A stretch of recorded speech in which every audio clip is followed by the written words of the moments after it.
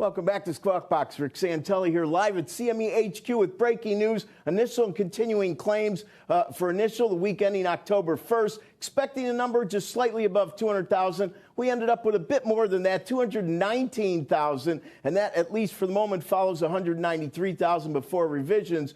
219,000 actually is the highest level since the last week in August when it was 228,000.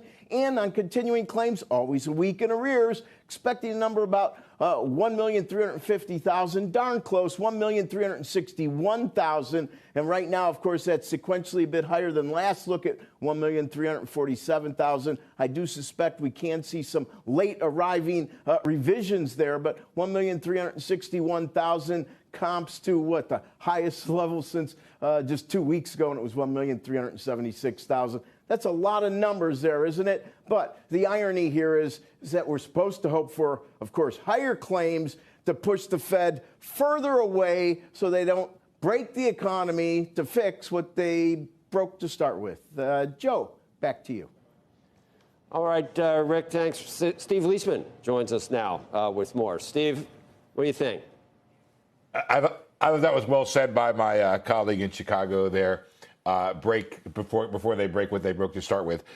Real quick, on the claims numbers, I need to see it go higher and stay there. There's this potential, and I think the documented at this point, transition process where some industries shed workers and they get picked up because the job market remains very tight. Real quickly, I'll give you a preview of what we're expecting tomorrow. 275 is the consensus. You had the big decline in the JOLT survey, or the job openings, down by 1.1 million. That's kind of what Powell wants to see, is the decline in job openings with still job strength. ADP suggests there still could be that. And then you had those two numbers on the bottom, which is kind of what we're expecting. Services above 50 on the employment index there, climbing 2.8, and manufacturing giving it up, down 5.5 and down below 50. Very quickly on what Raphael Bostic said, this is important relative to what Rick was talking about. He said yesterday, if economic conditions weaken appreciably, for example, if unemployment rises uncomfortably, it will be important to resist the temptation to react by reversing our policy course prematurely.